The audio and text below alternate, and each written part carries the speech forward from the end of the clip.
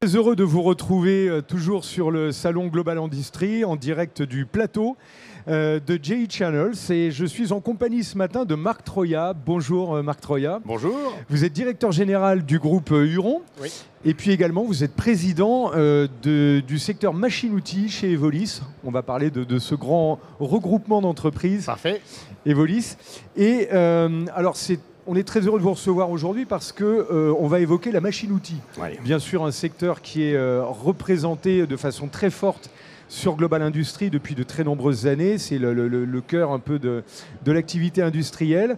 Et on aura bien sûr des directs et des petites interviews flash comme ça. On va retrouver Steve dans les allées du salon dans quelques instants et on va aller à la rencontre des exposants. Parfait. Et puis on va en même temps échanger ensemble pour faire un peu le panorama aujourd'hui du secteur de la machine-outil, voir comment on a traversé un peu les différents défis récents. Oui. Et comment on va faire mieux pour l'avenir. Alors tout d'abord, quelques mots peut-être du groupe Huron dont vous êtes directeur général. On peut resituer un petit peu et puis après on parlera d'Evolis tout à l'heure. Très bien. Huron, c'est une entreprise historique créée Oui. en 1858 dans la banlieue de Strasbourg, qui s'appelle Huron pour la fusion de Huré et de Grafenstaden, d'où le nom aujourd'hui, Huron Grafenstaden, qui regroupe aussi des grandes marques historiques comme Gambin. Exact. Donc on a une usine dans la banlieue de Strasbourg, on fabrique des machines en France qu'on distribue mondialement. Et c'est l'exemple même, l'exemple réussi, on va dire, d'une intégration dans les territoires. Juste après, on va arriver au sujet de la machine-outil, mais on a beaucoup discuté hier avec les hommes politiques et les organisations de comment on va réorienter la réindustrialisation, comment on va l'implanter dans le territoire. Ah.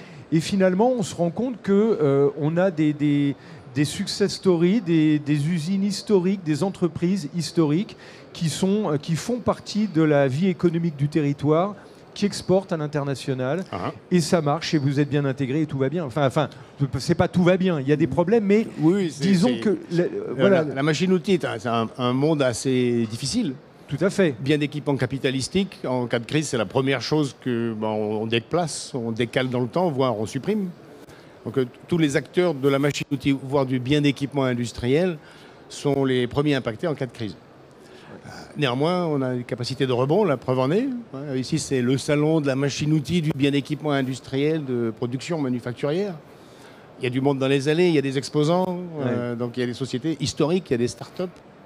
Il y a tous les corps de métier qu'on va trouver dans l'industrie qui sont représentés ici. Donc effectivement, il y a une bonne capacité de rebond dans cette industrie, malgré tout ce qu'elle peut avoir comme soucis au quotidien, que ce soit techniques, commerciaux, managériaux, ressources, autant pour les constructeurs que pour leurs clients.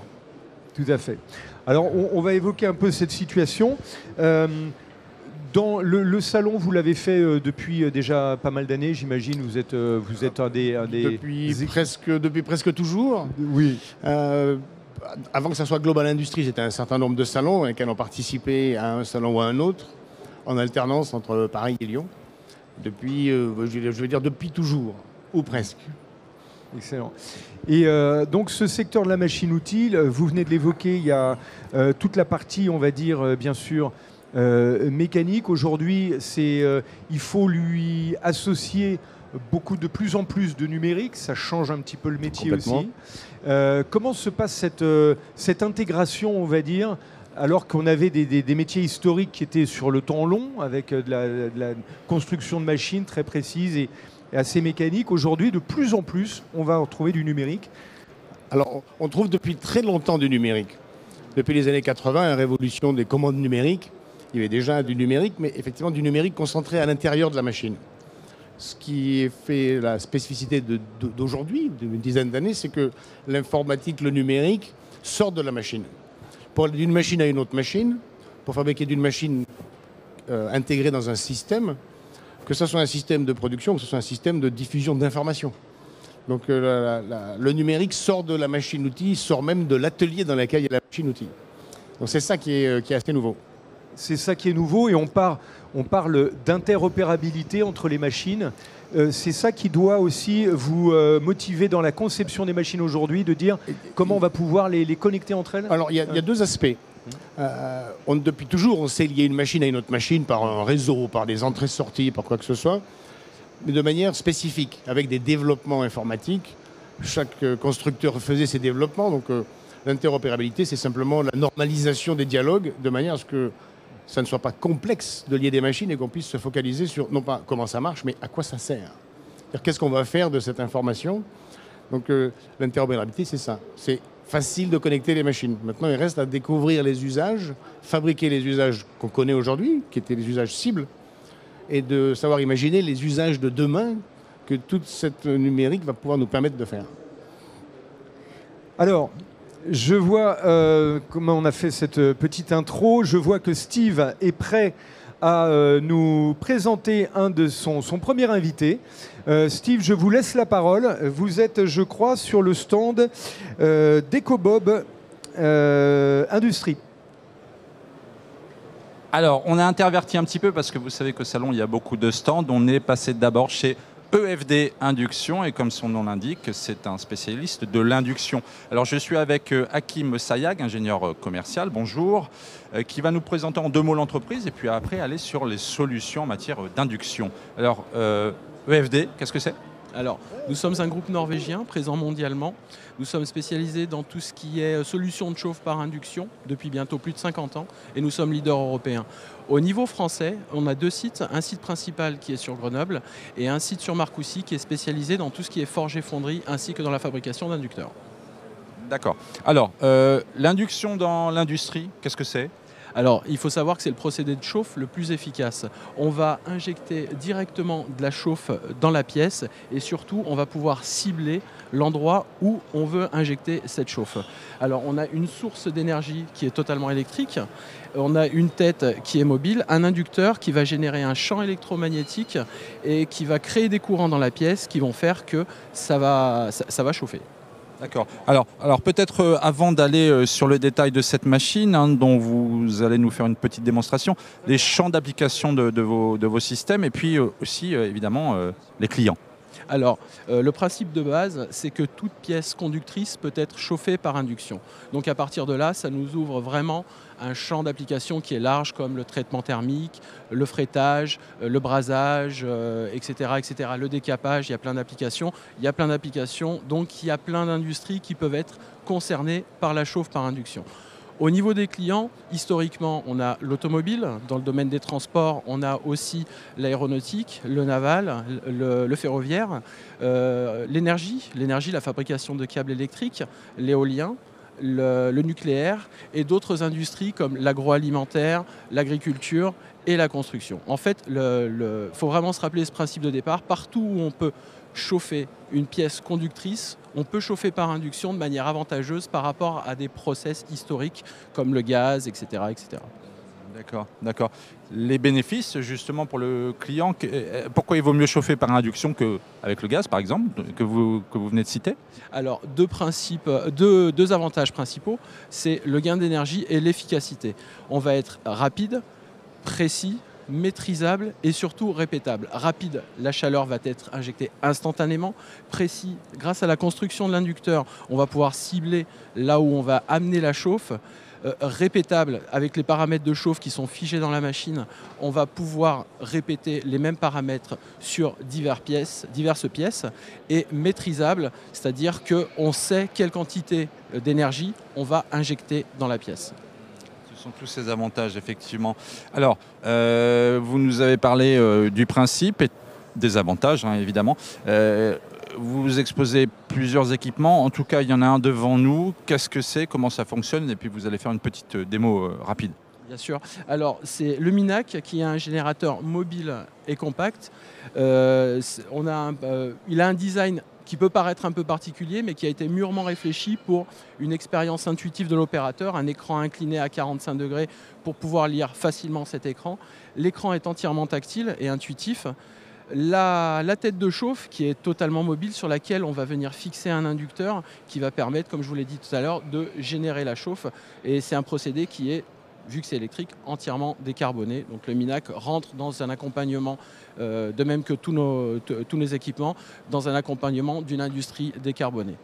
Alors avant de faire une petite démo, l'application, là, pour le coup, on l'a comprise. Par contre, l'innovation sur cette machine, puisque vous êtes un spécialiste de l'induction, qu'est-ce qu'elle a de plus, cette machine, par rapport aux autres? C'est plus rapide, c'est plus... Alors, c'est surtout plus flexible et plus mobile. On a une tête de chauffe qui est entièrement mobile par rapport à d'autres systèmes où on va avoir plus un boîtier sur lequel on va venir fixer l'inducteur.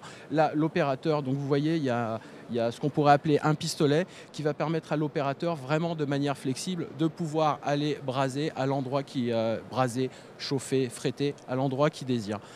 Chose que j'ai oublié de vous dire, c'est dans ce format-là, on va sur des puissances qui vont jusqu'à 80 kW, mais notre gamme de générateurs peut monter jusqu'au mégawatt. Donc on a vraiment une fourchette très très large en termes d'accompagnement. Au niveau des applications, on couvre vraiment un spectre extrêmement large. Alors vous allez actionner cette petite merveille. Montrez-nous un petit peu et puis un petit commentaire sur ça. Il nous reste 30 petites secondes. Alors là, je vais actionner la gâchette. Vous allez voir que instantanément, ça va générer. Donc là, vous voyez, ça rougit et le haut reste quand même à température entre guillemets ambiante, même si c'est un peu chaud. Et je peux jouer avec la gâchette, donc je peux monter très rapidement à quelques centaines de degrés, mais je pourrais également faire un maintien aux alentours des 100-200 degrés sur un temps qui est indéfini. Donc vous voyez, ça rougit instantanément et c'est vraiment très rapide, précis. Vous avez pu le voir avec la partie noire qui restait au-dessus. Là, elle a rougi parce qu'il y a eu de la diffusion, mais c'est vraiment très précis, très ciblé et très rapide. Très rapide surtout, on l'a vu. Oui. Alors, eh bien, merci pour cette présentation. Vous savez tout en plateau désormais sur l'induction avec EFD. Vous pouvez venir les voir évidemment sur le stand à Global Industries. Peut-être une question en plateau si vous avez le temps. Voilà. Merci Steve. Non, plutôt on va rebondir sur ce que disait l'exposant à l'instant. Quand il nous a présenté sa machine, on va parler avec notre invité Marc Troya du design et de l'ergonomie. Merci à votre exposant. On se retrouvera tout à l'heure dans les allées. On vient de le voir avec la démonstration là, de cet exposant de EFD Induction. L'ergonomie des machines aujourd'hui, le caractère intuitif des postes de travail, il a considérablement évolué, j'imagine. Oui. Et aujourd'hui, c'est une préoccupation, c'est un sujet vraiment pour vous, pour la conception des machines. Il y a déjà le design. Hein, une usine aujourd'hui, souvent c'est beau. Les machines sont esthétiques et ça fait partie du plaisir, ça fait aussi partie de la manière d'attirer des nouveaux collaborateurs, particulièrement des jeunes. Après, l'ergonomie, c'est devenu extrêmement important. Le spectre des compétences, le spectre des typologies de machines, des technologies qui sont à utiliser pour faire une production est devenu de plus en plus large. On intègre de la technologie, de la mesure, du traitement thermique, du sablage, autour de l'usinage, autour de la soudure. Un opérateur, s'il a une machine qui est complexe à utiliser, soit n'y arrive pas, soit passe plus de temps en formation qu'en production. L'industrie, c'est tout simple, hein, c'est productif ou ça disparaît. Puisque la compétition mondiale existe. Donc l'ergonomie, la facilité d'utilisation, c'est une clé de performance industrielle, tout simplement à cause de la largeur de spectre des technologies que les opérateurs de ces machines ont utilisées. Aujourd'hui, on n'a plus un atelier de trempe ici, un atelier de rectif ici, un atelier d'usinage là-bas. On fait des îlots de production multi-technologies. Donc ça doit être accessible. Accessible, il y a le plaisir de travailler et puis il y a aussi l'effort, le fait que tout d'un coup les postes de travail aujourd'hui sont reconsidérés pour, on parle bien sûr de performance, mais il y a le plaisir du travail et puis il y a le côté bien-être aussi qui devient avec la QVT chose d'essentiel. Il y a le côté bien-être, c'est un deuxième aspect important dans l'esprit de beaucoup de gens, que ce soit le corps enseignant, que ce soit les parents, que ce soit les enfants, que ce soit les gens qui changent et qui veulent aller dans l'industrie. L'industrie, il y a encore une image de Zola. Hein. On tape avec un marteau sur un bout de fer chauffé au rouge. Pourtant, on y travaille. Mais on y travaille, mais ça reste encore, c'est extrêmement ancré.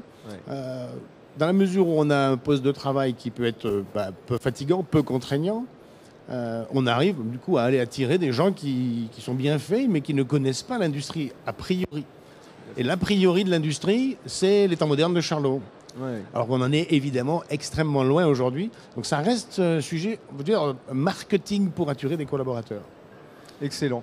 Je retiens tout à l'heure, comme vous avez dit, l'industrie est belle. C'est aussi Sébastien Gillet le dit régulièrement. C'est vrai qu'aujourd'hui, une usine, on en parlera d'ailleurs, ça sera un des thèmes de conférence cet après-midi, les usines éco-responsables, de plus en plus, on va vers des lieux de vie qui sont extrêmement bien pensés. Alors, on revient à la machine-outil. Les secteurs, les grands secteurs de la machine-outil aujourd'hui, avec ceux qui sont, on va dire, un peu dans la tendance et dans les besoins du marché, et les autres qui sont un petit peu plus en retrait ou qui sont en réinvention. Comment vous voyez ça, vous, chez Evolis? Les technologies les plus anciennes, on va retrouver la forge, on va retrouver l'emboutissage, on va retrouver l'usinage, donc l'enlèvement de matière, que ce soit par des outils coupants ou de la réactif. Ce sont des très anciennes technologies, mais qui néanmoins évoluent. Alors, elles évoluent en partie par soubresaut. Il y a une trentaine d'années, on a inventé l'usinage UGV. Aujourd'hui, c'est devenu une technologie courante. Les outils coupants évoluent tous les jours. Des nouvelles matières, des outils en céramique, ou des nouveaux matériaux à utiliser. Donc, cette technologie, néanmoins, évolue tous les jours. Il y a aussi aujourd'hui quelque chose qui est assez spécial. On parle bien sûr d'impression 3D, c'est nouveau.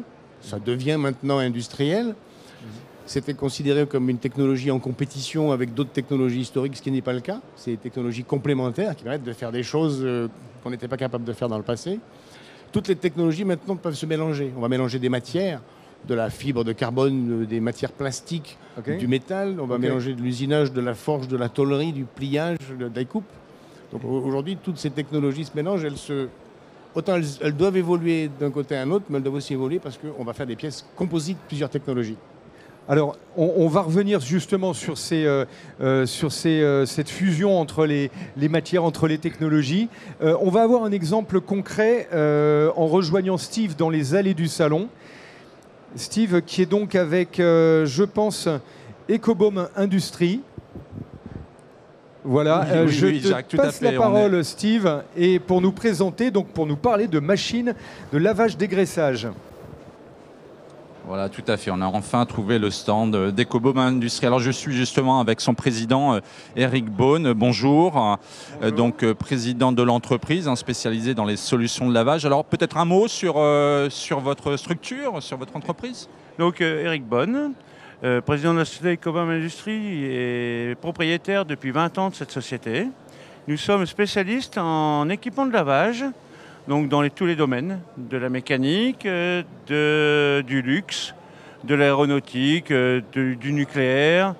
Donc tous les domaines de pièces mécaniques à nettoyer après usinage ou pendant les process. Nous avons différentes solutions à proposer à nos clients. D'accord, oui, allez-y. Donc il y a différentes solutions. Donc on va avoir des solutions au solvant, donc conformes à l'environnement, solvant non chloré, avec les marques Roll. Après on a des solutions lessivielles par aspersion, avec la marque Technox en Italie. Et après j'ai une solution par multicuve ou cuve ultrasonique, avec la marque Brio ultrasonique, espagnole, et qui nous apporte beaucoup de nouvelles solutions depuis 2 ans que j'ai repris cette marque sur la société Ecobaum Industrie. Aujourd'hui, on est une société de 5 personnes. On fait de l'importation, de la distribution et de la proposition de solutions de lavage à nos clients. On les accompagne depuis l'origine du projet jusqu'à la sortie des pièces. Et donc, moi, je vais approcher vers une machine, vous présenter plus particulièrement une machine d'ultrasons à multicuve, qui va permettre à des clients d'évoluer dans le luxe beaucoup, dans la pièce mécanique, dans le nettoyage des moules et divers domaines d'activité dans la mécanique. Donc ça, l'ultrason, c'est le NEC plus ultra en matière de machines de lavage aujourd'hui? Aujourd'hui, ça fait partie des machines très compétitives en lavage. Sachant qu'en plus, Brio Ultrasonique, qui est notre partenaire, a développé des ultrasons très spécifiques collés à chaud. Ce qui permet d'avoir une puissance plus importante d'ultrasons avec moins de consommation, ce qui est dans l'air du temps aujourd'hui. On va diviser par 2 à peu près les consommations électriques. Donc on lave mieux et on consomme moins. Tout à fait, parce qu'aujourd'hui, on est obligé d'accompagner nos clients aussi et apporter des solutions sur l'énergie. C'est un des points forts des machines que l'on peut proposer aujourd'hui, sachant que le virage avait été pris déjà par nos fabricants depuis une dizaine d'années. Et même dans le lavage, on économise. Il le faut. On est obligé parce que c'est des solutions qui vont tourner dans certaines usines 24 heures sur 24, ce qui fait que si on consomme 30 kW, c'est cher. Donc si on arrive à diviser par 2 ou par 3 les consommations, c'est très intéressant. Alors, cette fameuse machine, donnez son petit nom, et puis le principe évidemment de fonctionnement. On va faire une petite démo rapide et puis une explication en direct. Alors dites-nous un petit peu. Alors voilà, donc on va avoir une petite machine. Donc celle-ci fait partie de la plus petite des gammes. On va avoir un panier mis 2 pièces. On va retrouver plusieurs bains. Celle-ci représente 3 bains. C'était une petite machine pour présenter en démonstration toute simple. On va avoir un lavage. Là, elle est en train de plonger en machine de lavage. Donc là, on va avoir un cycle qui va être plus ou moins long en fonction de la salissure des pièces. On peut avoir des pièces polies avec de la boue, avec des particules. Et là, on va faire le premier lavage de la pièce pour exprimer le maximum de copeaux et de boue. Ensuite, on va rentrer dans un système de 2e bain qui va être le rinçage et éventuellement un 3e bain en rinçage eau déminéralisée ou autres produits. Et pour finir, par un séchage air chaud en automatique. Donc le cycle va durer en moyenne de 10 minutes à 20 minutes, 25 minutes en fonction des difficultés. On peut avoir des multicuves qui font 10 cuves l'une derrière l'autre. Donc c'est bien des processus de lavage qu'on définit avec nos clients et à la qualité définie. Alors j'ai une question toute bête, ça sert à quoi de laver? Déjà d'avoir des pièces propres. Donc parce qu'on les sort d'usinage, elles sont polluées par de la boue, par de l'huile d'usinage. Donc après, il y a des processus soit de revêtement, de lavage, de processus pour pouvoir faire du montage, de la qualité de montage, donc et pour monter les pièces. Et on va laver les pièces pour qu'elles soient exemptes de toute salissure. Il y en a qui vont aller en peinture, donc on ne peut pas laver une pièce qui est peinte d'une pièce sale. D'accord, c'est ça. Et ça, c'est la dernière machine. Donc on le rappelle, vous êtes distributeur, ça c'est la dernière machine. Et on fait les SAV. On assure tous les SAV de nos machines. D'accord. Votre domaine, vous m'avez dit le luxe, l'industrie. Le luxe, l'industrie, l'aéronautique, le nucléaire et tous les domaines d'activité liés à la pièce mécanique et plastique. Donc en fonction des typologies de machines, on peut avoir de la très grosse machine ou de la tout petite machine. Les plus grosses cuves que l'on peut avoir en ultrason, par exemple, dans ce domaine-là, sont de 4, 5 000 litres, 6 000 litres la cuve. D'accord, très bien. Peut-être une question en plateau, Jacques et Eric Bonne d'Ecobum Industrie. Alors justement, est-ce que vous avez un format maximum de pièces un format maximum de pièces, quand on évoque des cuves de 5000, 6000 litres, ça représente quel type de pièces vous pouvez laver dans ces conteneurs? D'accord. Alors on me demande en plateau, Jacques Paris, quel est le format maximal des pièces que vous pouvez laver dans ces conteneurs justement? Sur ce salon hier, tout simplement, j'ai une demande de projet pour des pièces qui font 2500 par 2000 par 500 de haut, avec 3 tonnes de charge. Donc le salon est très intéressant et c'est des tailles que l'on peut faire dans des cuves. Donc il n'y a pas de limite spécifique. Après, on fabrique du spécial après. Voilà, Jacques, à Global Industries, il n'y a pas de limite. Exactement. Retour en plateau. Alors, on va retenir ça. Sky is the limit, comme on disait hier avec nos invités sur le plateau. Merci Steve, merci beaucoup à Monsieur Baume et très bon salon alors à lui, puisque s'il a des demandes de cette taille-là, c'est fabuleux. Alors on le voit, il y a beaucoup de sur-mesure dans la machine-outil. On viendra à ce domaine particulier du lavage, de la maintenance un petit peu après. On en était donc au secteur, à cette fusion entre les machines-outils. Les secteurs se rapprochent en fait. Avant, il y avait pas mal de silos, oui. Et c'est ce que vous voyez, vous, sur le marché, un peu un rapprochement de certains secteurs. Alors, on voit effectivement les rapprochements de technologie. Il y a aussi un certain nombre de rapprochements qui viennent des clients, qui vont non pas demander une pièce usinée ici, une pièce plastique ici, mais qui vont demander un ensemble. Donc, il va y avoir non seulement des rapprochements de technologie, mais éventuellement des rapprochements d'entreprises. Que ce soit capitalistique, sous forme d'un GIE ou d'un GME, de manière à pouvoir répondre avec plusieurs technologies, chacune maîtrisée par une entreprise, à un appel d'offres ou à un marché qui, lui, va demander des pièces finies et qui sont de technologie ou de matériaux composites.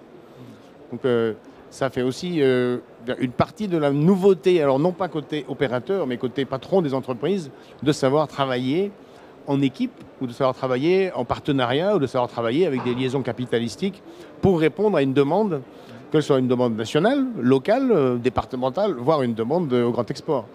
La machine-outil, le bien équipement français s'exporte quand même beaucoup, ce qui est un bon signal. Et on a donc des demandes qui peuvent venir de tous les secteurs d'activité de l'industrie et de tous les secteurs géographiques en règle générale.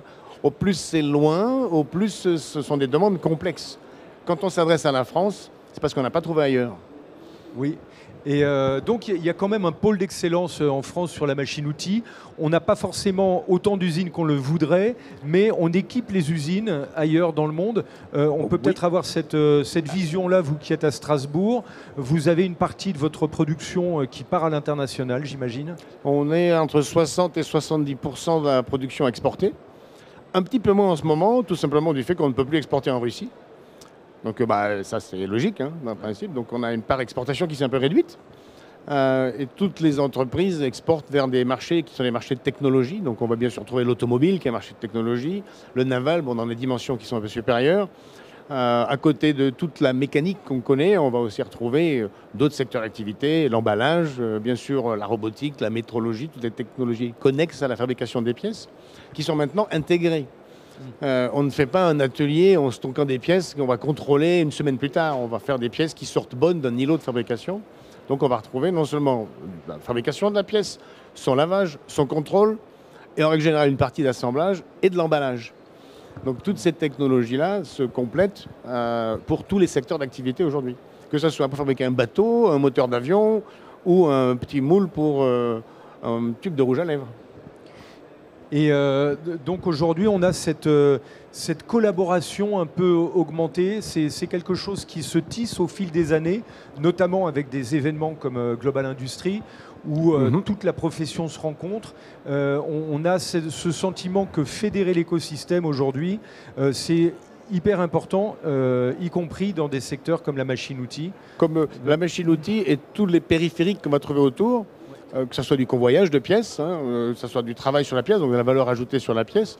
Un certain nombre d'organisations professionnelles travaillent dans ce sens-là. Bon, la Fédération des industries mécaniques est un moteur, l'organisation professionnelle Evolis est aussi un moteur, la filière des solutions d'industrie du futur est aussi un moteur pour réussir à cette transformation organisationnelle dans les entreprises.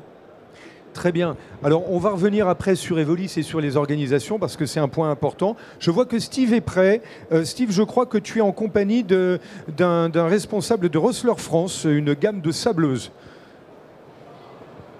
Tout à fait, je suis même avec Jérémy Lecam qui est commercial chez Rossler.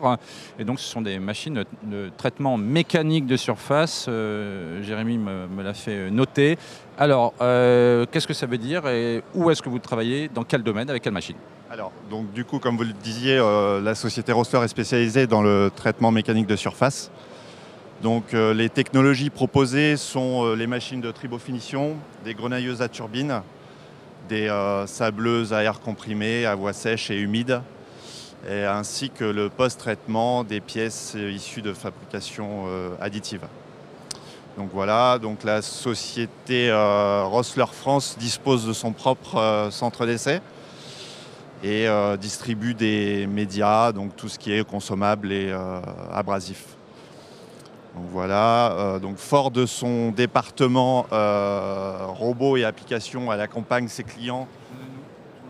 Excusez-moi, donc ce serait quand même dommage. Voilà.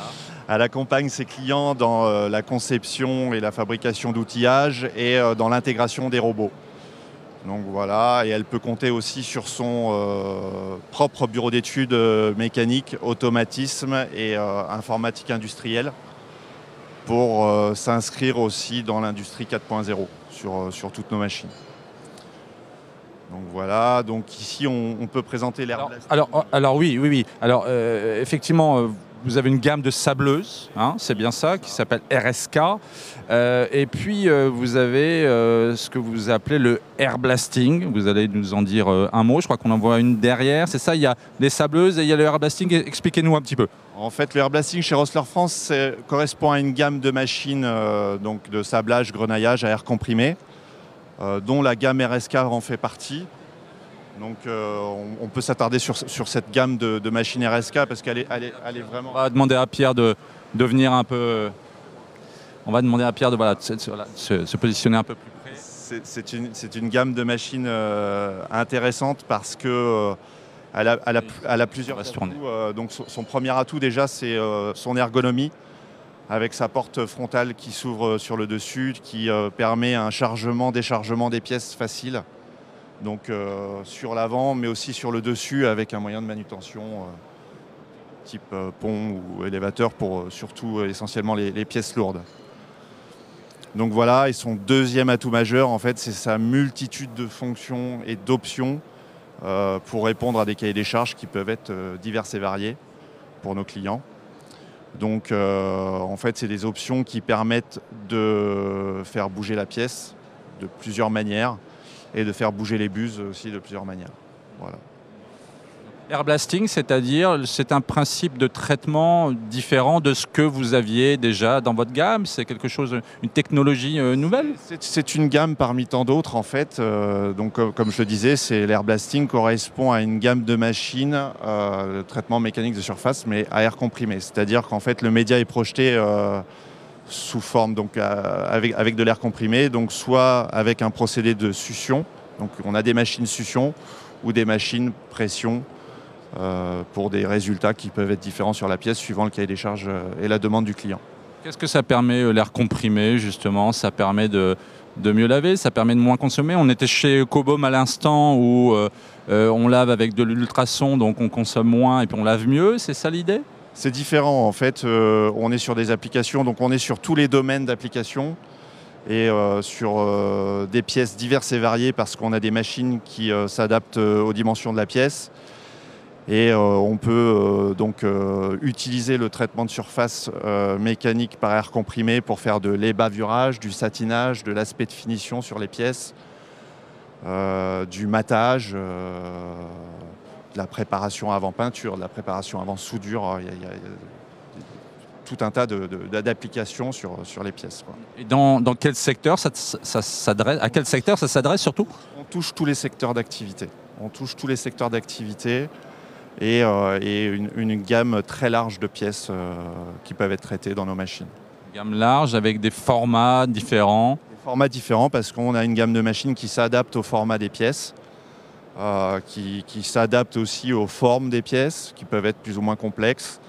Si on a des zones à traiter qui sont difficiles à accéder, on peut aussi adapter des outillages spécifiques parce que Rossler France possède son propre bureau d'études. Et on accompagne nos clients dans la conception d'outillage et encore une fois dans l'automatisation et la robotisation. Rossler est un leader sur les machines automatisées sur le marché des machines à air comprimé. Dernière question rapide, il y a un mot qui est mis en valeur sur votre stand, c'est tribofinition. Qu'est-ce que ça veut dire? Alors tribofinition, c'est un autre procédé de traitement mécanique de surface. Donc, qui complète en fait les différents procédés qu'on propose. Voilà, c'est complètement différent. Mais voilà, on distribue ce type de machine aussi. D'accord. Voilà, Jacques, vous savez tous sur Rossler, à vous en plateau. Merci beaucoup Steve, et puis je vous laisse courir car il va falloir qu'on remonte un petit peu le timing pour arriver et finir à l'heure sur ce sujet, sur ce plateau. Merci beaucoup Steve, et puis merci à la maison Rossler pour cette présentation. On était là sur le sur-mesure, on l'a vu aussi avec Ecoboom. Quand on parle de personnalisation de masse aujourd'hui dans le secteur de l'automobile, dans tous ces secteurs-là, ça a aussi un impact sur vous, quelque part, parce qu'avant, on était dans une standardisation, hop, on fait une machine, tout, hop, on va gagner en performance. Et aujourd'hui, on doit intégrer cette notion de, du sur-mesure, quelque part. Voilà. Effectivement, ce n'est pas une révolution, mais c'est un changement de méthode de fonctionnement. La fabrication par lot, on fabrique 10 000 pièces, on les stocke, on change de campagne, on fait 10 000 pièces.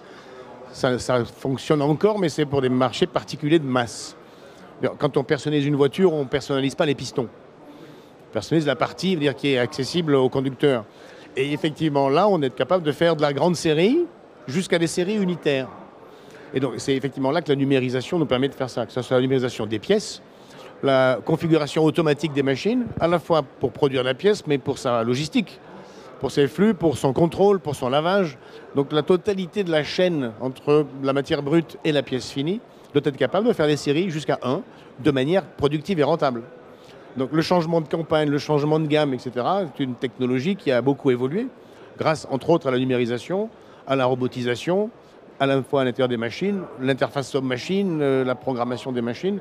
Ce sont des choses qui existent depuis assez longtemps, mais qui n'étaient utilisées que dans des cas particuliers. Ça devient presque maintenant le cas général. Voilà, et là le numérique est un apport essentiel dans cette finesse de programmation, dans le traitement de surface derrière. Le numérique va être super important. C'est même vital. Si on change de campagne à chaque pièce, bon, dans certains cas on fait une pièce qui va durer une semaine pour être fabriquée, dans certains cas c'est une pièce qui va durer quelques dizaines de secondes à être fabriquée. C'est-à-dire que ça doit être déjà programmé et on vient appeler dans la machine le programme pour la pièce.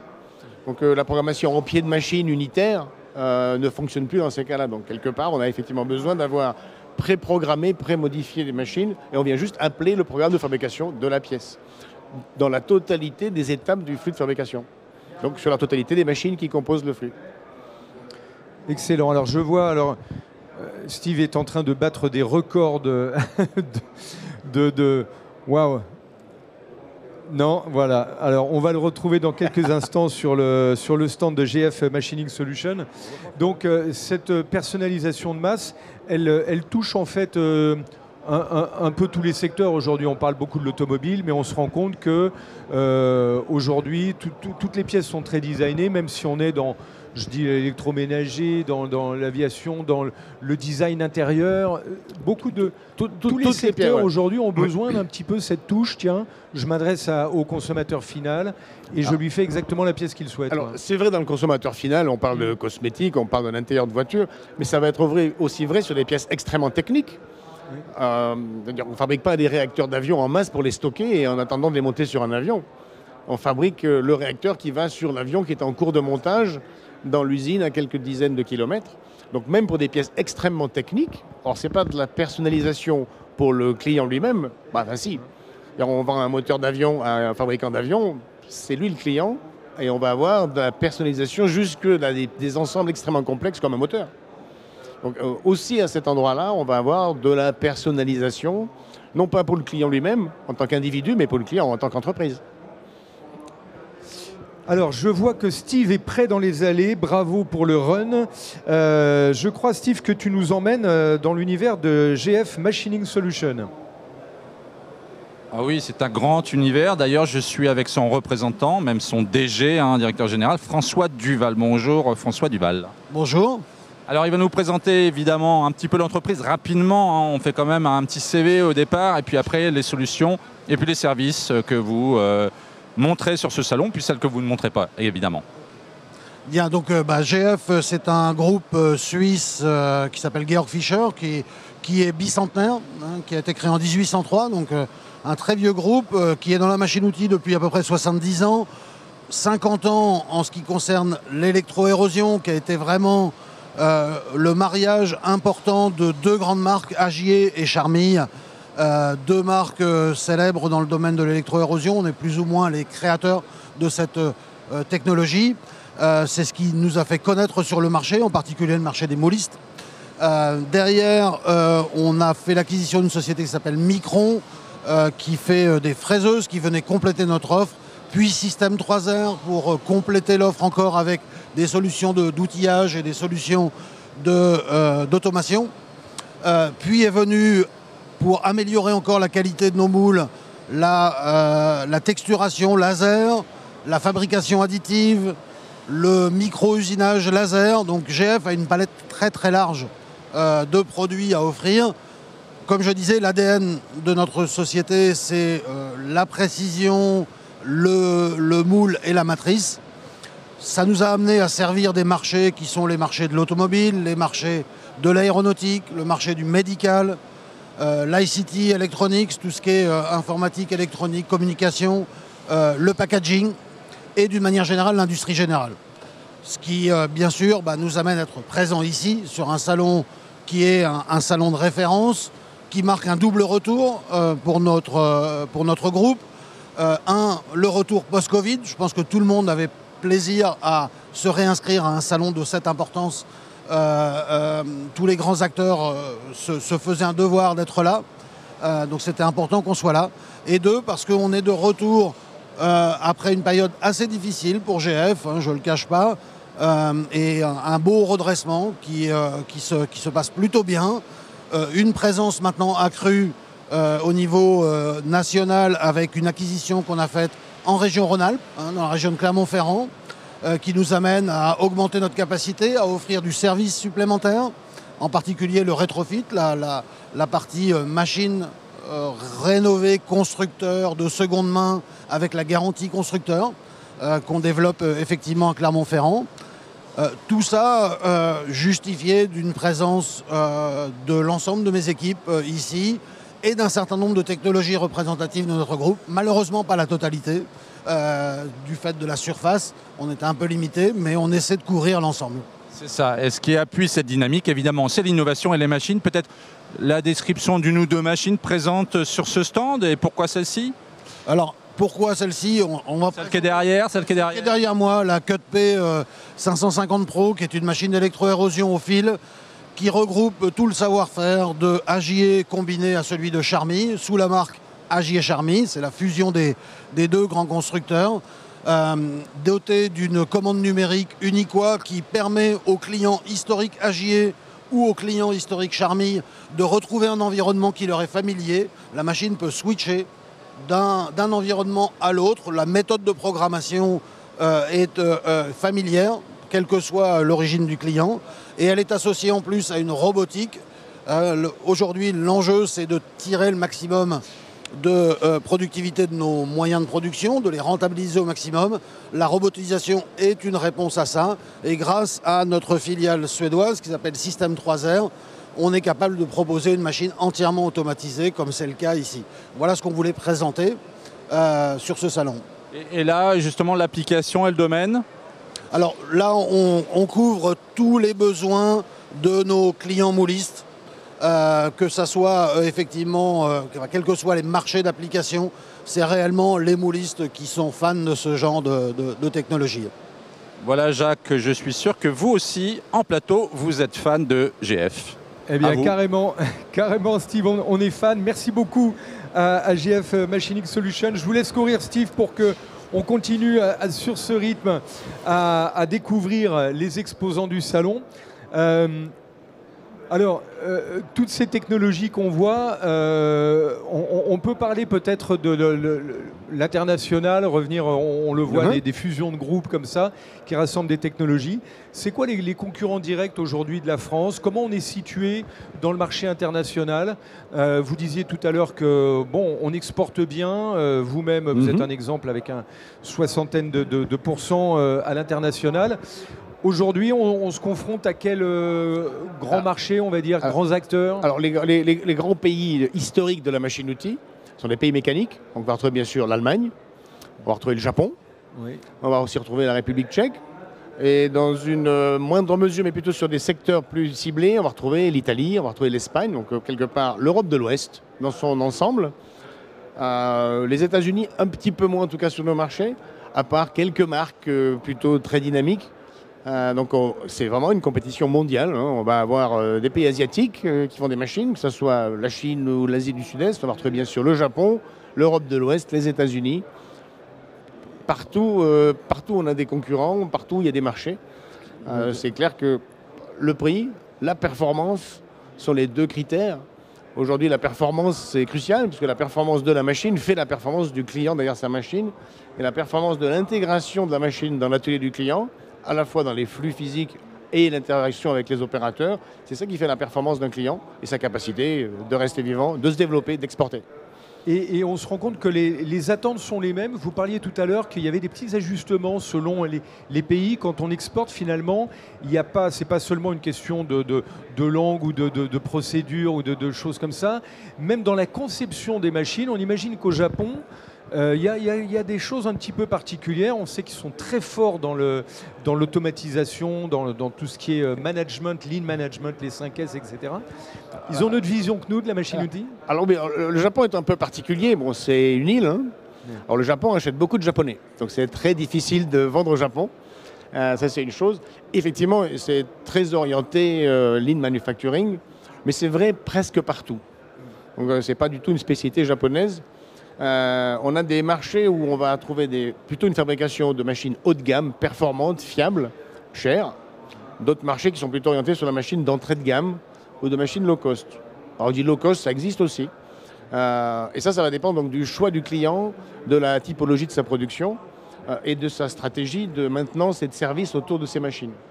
Donc, des marchés particuliers, on va dire tout simplement, aux États-Unis, on est plus sur des machines puissantes et en Europe, on est plus sur des machines subtiles. Mais exactement comme on va retrouver la dichotomie des voitures avec des petits moteurs performants chez nous et des gros moteurs aux États-Unis. C'est vrai aussi dans la machine. Après, ce sont les entreprises qui ont d'autres organisations. En Asie, on va dire en Asie du Sud-Est, on peut avoir beaucoup d'opérateurs, on va dire en Inde, en Chine, aux États-Unis, au Japon, en Europe de l'Ouest. On a un coût de main-d'œuvre qui est supérieur. On va plus travailler sur de l'automatisation, à la fois des flux, des contrôles, du nettoyage, de l'emballage. Donc c'est ça qui fabrique une différence d'accès au marché, mais il n'y a rien de très complexe dans la mesure où ça reste assez basique. Quand les opérateurs ne sont pas chers, on peut en mettre beaucoup. Quand ils sont chers, on met de l'automatisation. Excellent. Alors, on évoque là la machine haut de gamme assez chère avec du service autour, avec de la maintenance, ou d'autres un peu low cost et qui vont permettre peut-être des séries assez rapides et puis après on change la machine plutôt qu'autre chose. La maintenance, c'est un sujet important aujourd'hui dans la machine-outil. Alors c'est un sujet, on va dire, ce qui est important dans une machine-outil, c'est le TRS, c'est son rendement synthétique, qui va se composer de l'organisation du client lui-même autour de ses flux de pièces et de ses opérateurs, et d'une partie de la disponibilité de la machine. Une machine, c'est tout simple, quand elle est en panne, on doit s'associer à un dépanneur. Aujourd'hui, la majorité des machines sont connectées pour améliorer la performance du diagnostic, la performance du dépannage. Et très souvent, une machine qui est soi-disant en panne n'est pas en panne, elle est en arrêt parce qu'il y a un couac. Et donc une assistance technique, téléphonique, par visio, en téléconnexion, permet de redémarrer une machine. Donc ça participe du TRS de l'ensemble.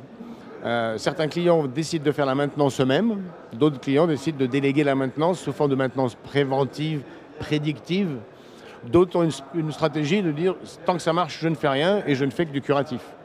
Donc certains clients ont une stratégie, d'autres clients n'ont pas vraiment de stratégie, donc c'est aux constructeurs et aux distributeurs de les convaincre de quelle est pour eux la meilleure solution en fonction de la typologie du client. Excellent. Ce rôle d'accompagnement, on va parler juste après là, des organisations. Ce rôle d'accompagnement et de conseil, ça aussi j'imagine que c'est une partie qui est en train de se développer. On n'est plus simplement dans une relation commerciale, on va dire de base. Tiens, je cherche tel produit. Voilà, comme on évoque depuis tout à l'heure, tout ce qui est sur mesure, tout ce qui est vraiment le besoin le plus fin du client. Ça développe justement cette partie conseil. Aujourd'hui, on a un côté...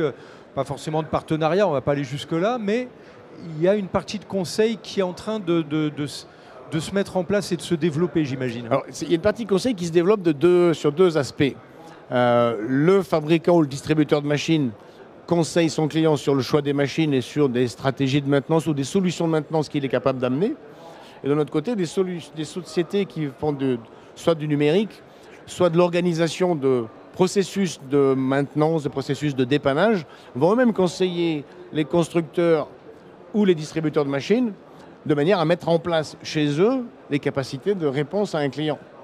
Donc il y a une partie qui est du numérique, de la captation de l'information, du traitement de l'information, pour qu'à la sortie, on puisse faire la prestation chez le client d'amélioration de performance, de traçabilité, d'amélioration de qualité, d'intégration de contrôle, d'interaction du contrôle sur la machine pour que la pièce soit systématiquement bonne.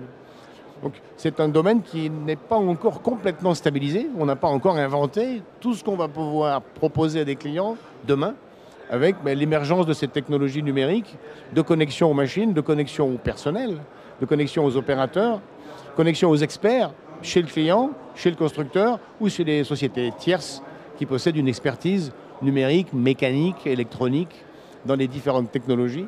Donc il y a encore beaucoup de choses à inventer. Exactement. Alors, on va bientôt retrouver Steve, je crois, sur le stand Rome. Tu es prêt, Steve, je crois, en regardant sur le prompteur. Eh bien, je te laisse la parole. toujours prêt. Donc, je suis effectivement sur le stand de RUM avec Jean-François Alaiso-Guémas. Hein, vous êtes directeur commercial de l'entreprise. Alors, en un mot, le petit CV de RUM. Alors, RUM, c'est une société familiale qui a été créée en 1909. Nous sommes filiale française avec une fabrication en Allemagne et une fabrication en France spécialisée dans tout ce qui est le système de serrage pour l'industrie. Automobile, aéronautique, tous les domaines d'activité qui a besoin d'avoir de la fabrication et de l'usinage. C'est une entreprise allemande, il y a une filiale en France, c'est bien ça? Tout à fait, c'est exactement ça. Alors, quels sont les domaines principaux que vous touchez, les points forts de vos solutions et de vos produits? Nous touchons tous les domaines d'activité, en allant de l'automobile à l'aéronautique, en passant par le ferroviaire, l'armement, la sous-traitance et les machines-outils. Aujourd'hui, je dirais que nos points forts, ça serait vraiment de pouvoir toucher tous les, on va dire, les secteurs. Dès qu'on a un client qui a besoin d'avoir un système de serrage, on est capable de l'accompagner. On a 4000 produits standards et on est environ à 60-65% de spécial. On est capable d'adapter à la fois du standard au client et également de faire du spécial, 100% spécial pour pouvoir serrer les pièces clients et pouvoir les fabriquer. Alors, une question quand même. L'innovation dans le serrage, elle se situe où aujourd'hui? Alors, l'innovation dans le serrage, c'est la connexion, c'est le connecté, c'est le 4.0.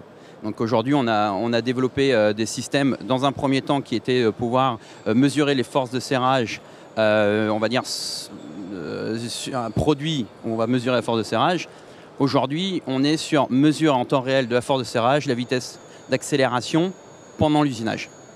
Et donc, on a développé des jeux de mort qui sont connectés avec les machines, avec les smartphones, pour pouvoir, en temps réel, s'assurer que tout se passe bien et qu'il n'y ait pas de risque de casse et donc d'avoir des pièces qui soient mortes, quoi.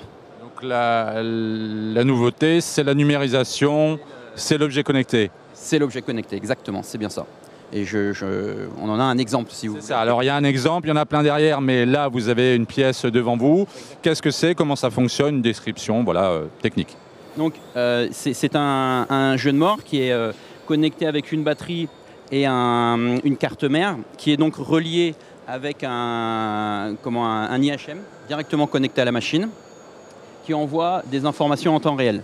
Donc comme vous pouvez le voir aussi sur l'illustration, on va serrer la pièce. À partir du moment où la pièce elle est serrée, vous allez avoir la force de serrage en temps réel.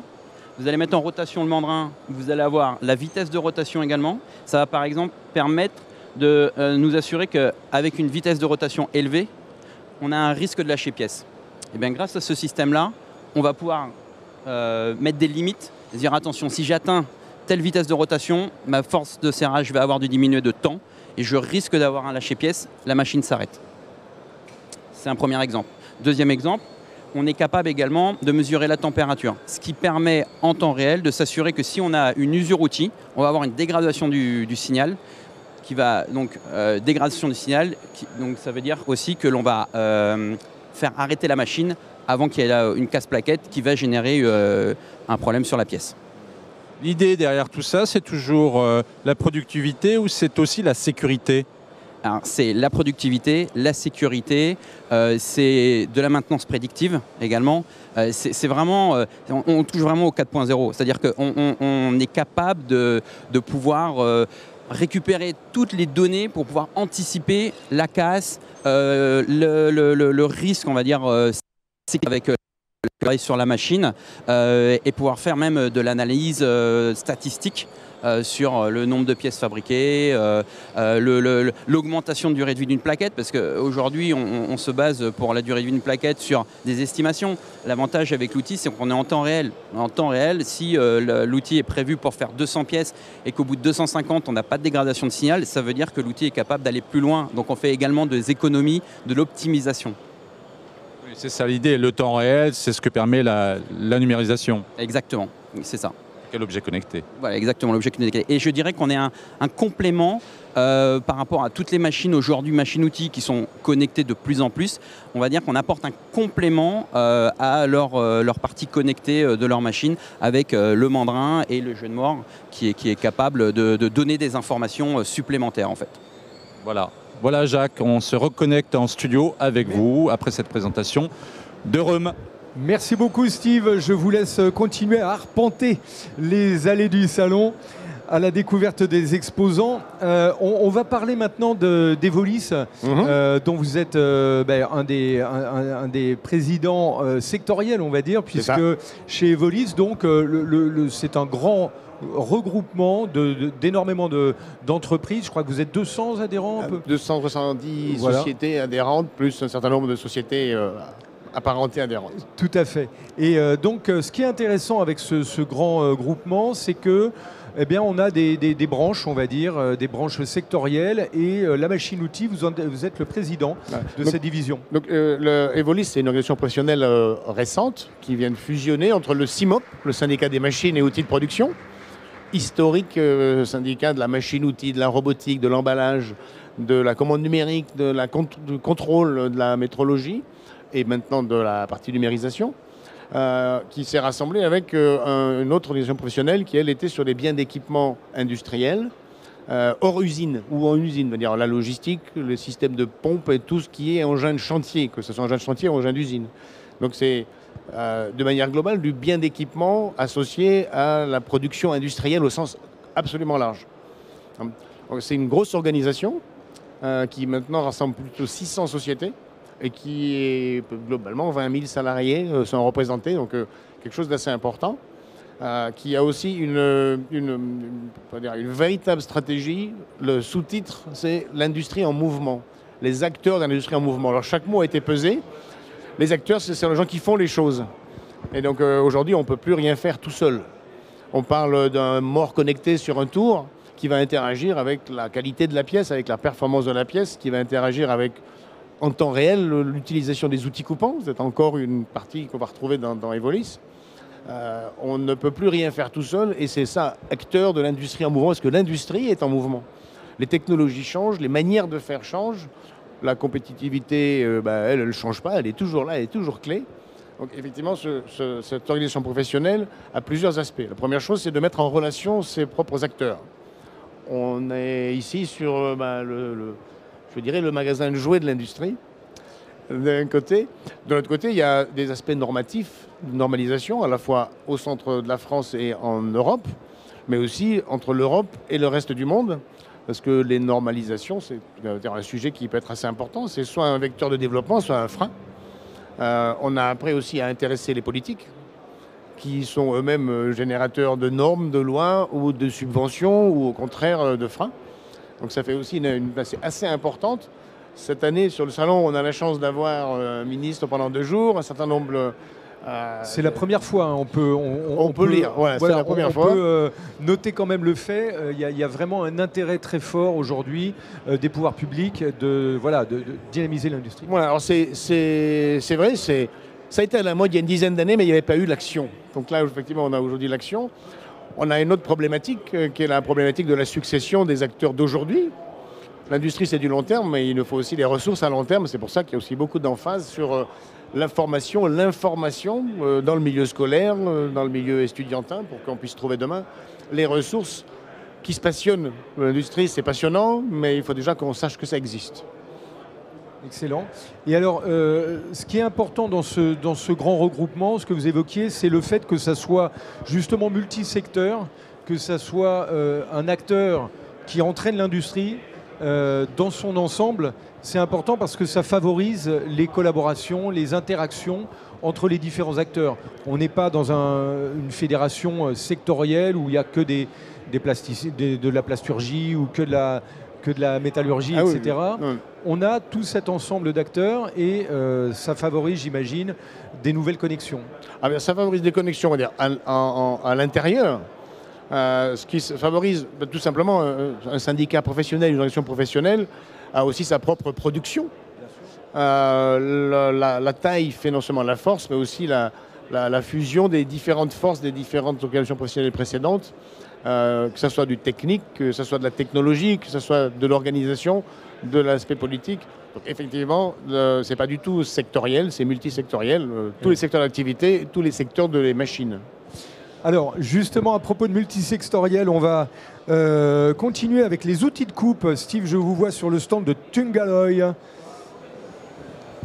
Voilà, tout à fait, Jacques. Et vous le prononcez bien, parce que moi, je disais Tungaloy, et monsieur William Mayence, qui est le directeur général de l'entreprise, m'a corrigé. Alors, Tungaloy, qu'est-ce que c'est? En 2 mots, un petit CV, et puis après, vos solutions, celles présentées, en tout cas, ici. Et je vais mettre mon petit chrono, parce qu'on est en live, et il ne faut pas dépasser le temps. Voilà. Eh ben, écoutez, bonjour à tous, enchanté. Donc Tungaloy est un carburier japonais d'outils coupants. Donc notre métier, c'est la fabrication et la conception d'outils pour l'usinage, donc tournage, perçage, usinage de gorge et fraisage bien sûr. Et donc on essaye d'amener sur le marché les outils les plus innovants pour optimiser les process d'usinage. Donc moi je dirige donc la filiale française de Tungaloy, donc Tungaloy France. D'accord, avec des outils pour quel secteur industriel? Tout secteur. Donc aujourd'hui, nos clients sont dans la mécanique générale, bien sûr, mais également donc, dans l'aéronautique, l'automobile, le médical, le pétrolier. Voilà, on fournit l'ensemble des usineurs français. D'accord. Alors d'une manière générale, une question très globale que je pose beaucoup ici, parce que c'est l'objectif d'un salon, c'est d'innover, de montrer de l'innovation. Qu'est-ce qui innove dans votre secteur? Aujourd'hui, Tungaloy travaille beaucoup sur la décarbonisation des produits. Donc à la fois dans les process de fabrication, donc on essaye de moderniser nos usines au Japon pour utiliser de l'énergie décarbonée pour produire nos produits, mais également d'apporter des solutions à nos clients sur la décarbonisation de leurs process. Donc ça va donc il y a plusieurs leviers. Donc le premier, c'est d'optimiser l'outil coupant. Je peux vous montrer un exemple? Oui, il veut nous montrer comment ça marche. Voilà. Alors, on va se rapprocher un petit peu avec Pierre. Voilà. Donc l'objectif, c'est que sur une plaquette en carbure, donc qui est du consommable, donc qui est destinée à être jetée, c'est d'optimiser au maximum la masse carbure. Donc c'est de multiplier le nombre d'arêtes de coupe. Donc voilà, ça c'est un tout nouveau produit sur lequel on est passé de 2 arêtes de coupe à 4 arêtes. Donc là, on va utiliser la plaquette 2 fois plus longtemps. Donc on va réduire par 2 les déchets générés par l'usinage. Donc ça permet à nos clients justement d'optimiser leur process à la fois sur l'utilisation du matériel, par la technologie du matériel, mais aussi de réduire leurs déchets d'usinage. Donc ça c'est un des piliers. Le deuxième, donc ça va être d'optimiser les temps de cycle pour limiter l'utilisation des machines-outils, parce qu'une machine, ça consomme de l'énergie. Donc le but, c'est de réduire les temps de cycle. Donc si on arrive à produire une pièce en 20 minutes plutôt qu'en 45 minutes, c'est autant d'énergie économisée par l'entreprise pour produire ces pièces. Ce qui veut dire que Tungaloy agit en amont, mais aussi en aval. Exactement. Donc on agit sur la production même de nos produits. Donc je vous ai dit en décarbonant nos moyens de production. On travaille aussi sur la partie marketing. On va utiliser du papier recyclé pour les emballages, des choses comme ça. Donc on fait très attention aux produits qu'on amène sur le marché et on accompagne nos clients à décarboner leur process d'usinage. Ce qui veut dire qu'on peut décarboner tout en étant efficace avec des machines, c'est-à-dire qu'on peut couper, continuer de bien travailler, mais même si on est plus vertueux. Exactement, le but c'est de continuer à produire efficacement, à limiter donc l'utilisation des machines en faisant des économies d'énergie, en produisant plus rapidement et aussi avec des nouvelles technologies d'usinage qui vont générer moins d'efforts au niveau des broches machines. Donc là c'est pareil, on va limiter donc l'énergie consommée. Et également donc faire attention à optimiser au maximum, à utiliser au maximum l'outil coupant. Et donc ça vient par vraiment de nouvelles technologies où on va maximiser le nombre d'arêtes de coupe, on va réduire les tailles des outils, on va remplacer du carbure monobloc par des outils à plaquettes. Le but c'est de réduire au maximum le consommable. Voilà, si je voulais... je pourrais dire que mon objectif c'est de vendre de moins en moins de consommables à mes clients. Voilà comment on peut être vertueux tout en étant efficace avec des produits qui sont moins carbonés. Exactement. Voilà, merci William Mayence et à vous en studio. Merci beaucoup Steve. On va rebondir juste sur ce que disait ce monsieur de chez Tungaloy. Aujourd'hui, la décarbonation, c'est un vrai sujet pour l'entreprise, pour les usines et pour toute l'industrie en général.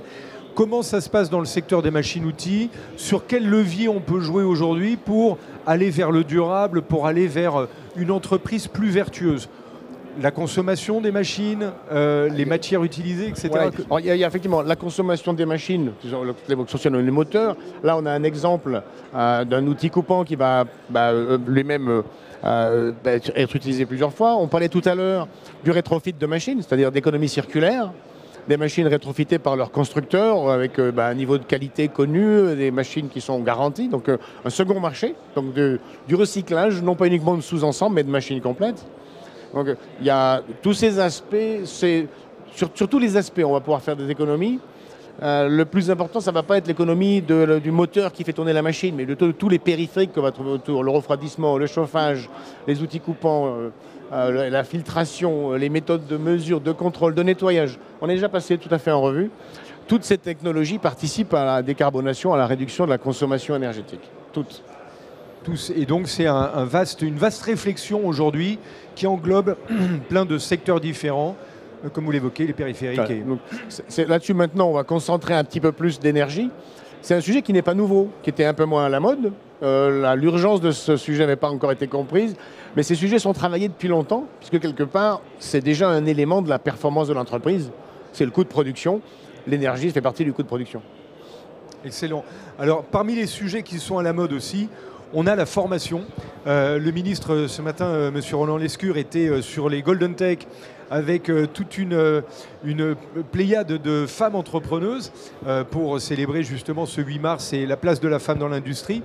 La formation pour vous, c'est un sujet crucial pour avoir justement les bons collaborateurs au bon moment. Alors, je pense qu'il y a deux sujets. Il y a la formation et il y a l'information.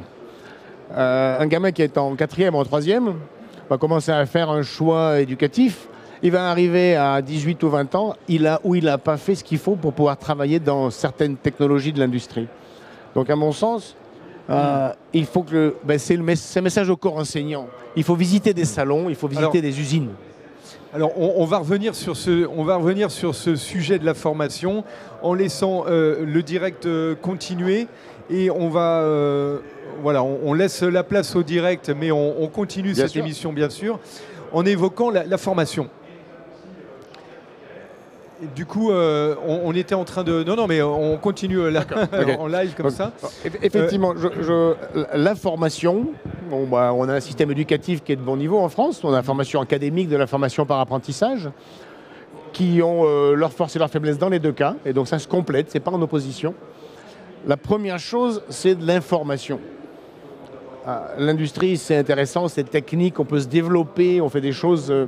Mais faut-il le savoir? Il faut-il le savoir quand on commence à chercher une orientation scolaire? Et donc ça se travaille entre la 4e et la 3e, pas à partir du Bac+2. Dans l'industrie, on va retrouver quelques travaux de force à droite et à gauche, mais dans l'ensemble, aujourd'hui, l'industrie, c'est de la techno, c'est de la compétence. Il n'y a pas assez de femmes dans l'industrie. On se demande pourquoi, parce qu'il n'y a aucun job spécifiquement masculin dans l'industrie. D'autant que, puisqu'on est sur le sujet, on s'aperçoit que la pénibilité a considérablement diminué quand même.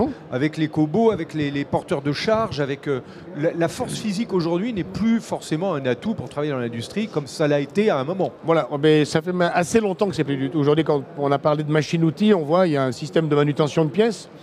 On parle de techno, on parle d'informatique, on parle de connaissance des matériaux, on parle de technologie, on parle de compétences. La compétence, ça vient avec la formation scolaire et après dans l'entreprise. Il n'y a aucun job aujourd'hui, à part des points très particuliers, qui demandent une force musculaire particulière. Donc quelque part, il n'y a aucune raison pour qu'il n'y ait pas 50% de femmes dans l'industrie. Que ce soit dans l'atelier, que ce soit dans les bureaux, que ce soit à la direction de l'entreprise, dans le commerce, à n'importe quelle fonction de l'entreprise. On en est à 27, 28% je crois de femmes dans l'industrie au niveau global. On pourrait facilement monter peut-être en objectif un peu atteignable. On pourrait arriver à 35% dans les quelques années prochaines. Alors moi, dans la société civile, il y a 50% d'hommes, 50% de femmes. Oui. Dans l'entreprise, ça devrait être la même chose. Alors, je vois Steve qui est prêt. Steve, je crois que tu es dans les allées avec le groupe Heidenhain. Global Industrie, toujours avec le groupe Heidenhain, avec Nicolas Serre, qui est le gérant de Heidenhain France. Alors, expliquez-nous un petit CV rapide. Alors Heidenhain, c'est un groupe international allemand, c'est une fondation, on est un peu plus de 8000 personnes dans le monde et on est implanté un peu partout dans le monde. On a 2 corps de métiers principaux. Le premier, c'est la mesure de positionnement de très haute précision, soit sur un axe, on parle de règles, soit en rotation, on va parler de codeur ou de codeur angulaire, codeur rotatif ou codeur angulaire.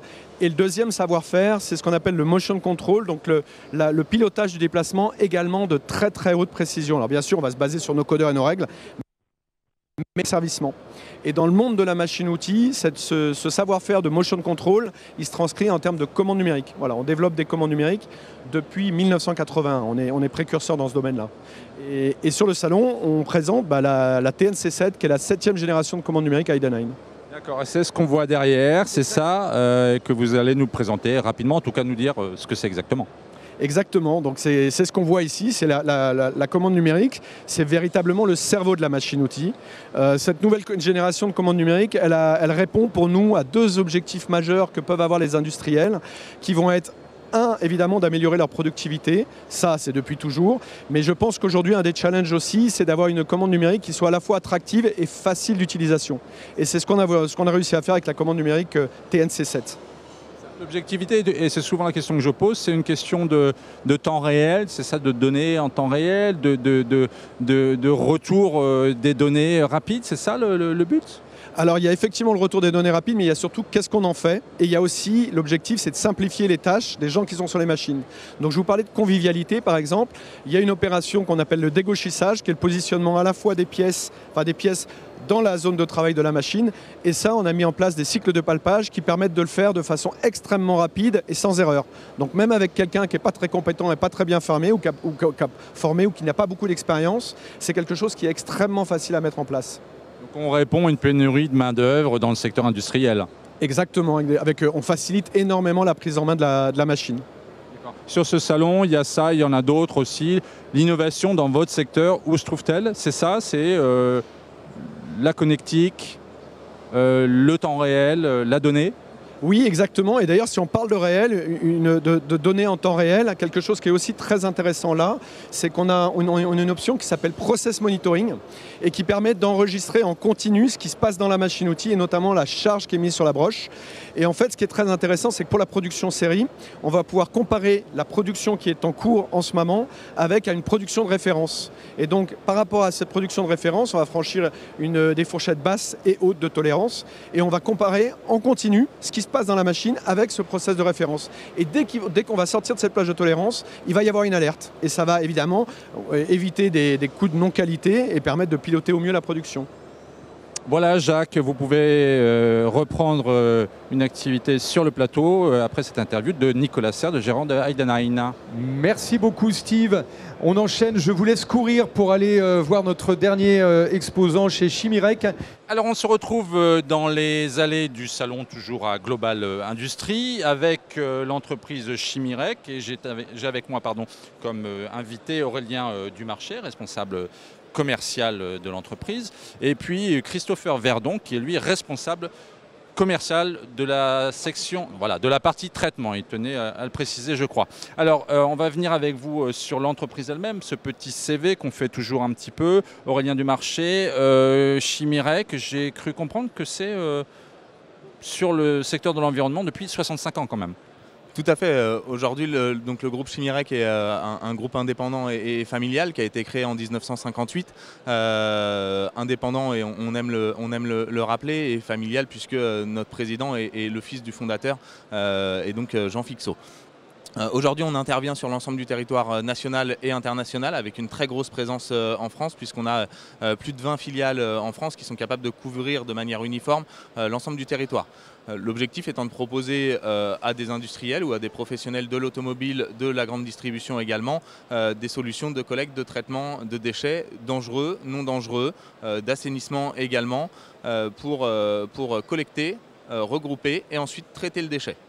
Donc on va apporter une solution à la fois sur des aspects de suivi, d'aide en termes de sensibilisation, de commercialisation et ensuite de traitement de ces déchets, soit avec nos propres filières, soit avec des filières partenaires. Donc on va vraiment aller de l'ensemble de la chaîne de valeur du déchet avec un objectif au niveau du groupe qui est vraiment la valorisation du déchet, puisqu'aujourd'hui on valorise à peu près 80% des déchets. Quand je parle de valorisation, je parle de valorisation matière ou énergétique, sur lequel on va donner une vraie seconde vie aux déchets en limitant vraiment l'impact pour l'environnement. Aujourd'hui, le groupe représente 1300 personnes en France et à l'international, une vingtaine de filiales, une centaine de commerciaux sur l'ensemble du territoire, divisés sur la partie industrie et automobile, l'objectif étant de pouvoir s'adapter vraiment aux demandes des clients, que ce soit sur les différentes typologies de déchets, avec une spécialisation à la base sur le déchet dangereux, puisque le groupe a été créé donc en 1958 sur la collecte des huiles noires, puis s'est diversifié sur la collecte des déchets dangereux, pour ensuite finir sur la collecte des déchets non dangereux et une solution complète proposée aux industriels et aux professionnels de l'automobile. Et aujourd'hui sur ce salon, on est très heureux du coup de pouvoir présenter une nouveauté qui va être présentée par Christopher, qui est vraiment le traitement du coup des effluents et qui va en parler bien mieux que moi. Voilà, alors je vais lui passer la parole parce que vous êtes intarissable sur effectivement l'entreprise qui fait beaucoup de choses. C'est normal, elle est présente sur le marché de l'environnement depuis longtemps. Alors Christopher Verdon, expliquez-nous, là il y a une de ces fameuses solutions, puisqu'apparemment l'éventail est très large. Expliquez-nous un petit peu qu'est-ce que c'est. Alors en effet, on a, comme l'a dit Aurélien précédemment, on a Chimyrec en tant qu'acteur de premier plan sur la collecte et la valorisation des déchets depuis de nombreuses années, s'évertue à proposer des solutions de valorisation toujours. Et à l'occasion du Salon Global Industrie, on a souhaité mettre en avant la création d'une nouvelle activité au sein du groupe, avec la création d'une filiale qui s'appelle Agelchim et qui est la résultante de l'association en joint venture du groupe Chimyrec et d'une start-up qui est Agelis, qui existe depuis 10 ans et qui en fait a développé, breveté un matériau filtrant qu'on voit ici, qui est en fait des fibres qui vont permettre de capter sélectivement des micropolluants dissous, métaux lourds mais également métaux et également produits organiques. Et donc cette structure-là, on va commercialiser une unité mobile de traitement qui est visualisée sur le kakémono à gauche, qui va permettre pour un industriel ou une société de pouvoir dépolluer un effluent brut avec une problématique de pollution particulière et d'aller venir par chaque cartouche, puisque l'unité mobile dispose de 3 cartouches, de capter un polluant en particulier afin de faire ça in situ. Donc en fait c'est évidemment beaucoup plus intéressant pour l'industriel parce qu'il peut réutiliser cet effluent potentiellement. Il va pouvoir respecter ses engagements en termes de rejet dans le milieu naturel, voire même entre guillemets diminuer on va dire fortement son coût de traitement. Donc c'est là tout l'intérêt. L'autre intérêt, c'est la capacité des fibres à dépolluer avec un contact direct l'effluent contaminé. Et ces fibres-là vont pouvoir être régénérées une centaine de fois, une fois qu'elles arrivent à saturation. Donc par la création de cette nouvelle structure, Chimyrec met encore à disposition une nouvelle technologie pour accompagner ses clients, le monde industriel, et puis faire en sorte que les années à venir soient de plus en plus vertes. Voilà. D'accord, très bien. Merci messieurs pour cette description très complète à la fois de l'entreprise et puis d'une des solutions, puisque ce n'est pas la seule, voilà, parmi tant d'autres. Voilà, c'est fini pour ce live avec l'entreprise Chimyrec. On a balayé pas mal de sujets, en guise de, pas de conclusion, mais un petit peu d'ouverture justement. Au lieu de conclure, on va ouvrir sur demain. On a évoqué beaucoup de sujets sur la machine-outil, tout ce qui est personnalisation aujourd'hui, le sur-mesure. On a évoqué l'international, on a évoqué les grandes organisations avec typiquement Evolis, qui rassemble aussi des syndicats.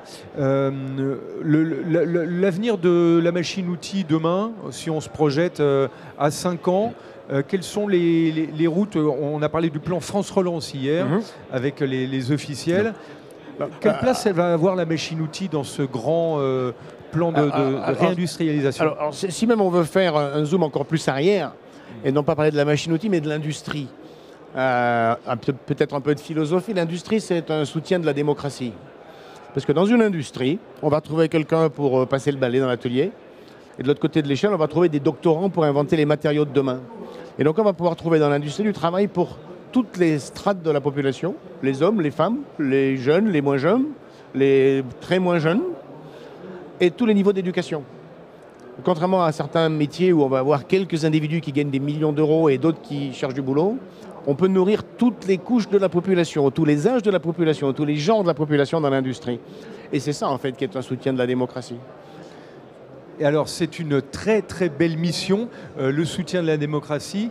Et on le voit, ça fait partie, l'industrie et la machine-outil qui est le cœur de l'industrie, c'est vraiment les fondements de la société finalement, parce que ça permet d'avoir tout ce qui nous entoure ici, des fauteuils, des voitures, des avions. Exactement, on fabrique.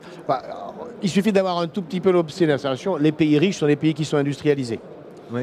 Donc si on veut devenir riche, il faut qu'on s'industrialise. Et pour ça, il faut qu'on ait des ressources de demain. Les technologies, on les a. Il faut juste intéresser par faire savoir que l'industrie existe et qu'elle offre des métiers intéressants pour que demain on ait plus de monde dans l'industrie. Donc on parlait de pénurie de main-d'œuvre.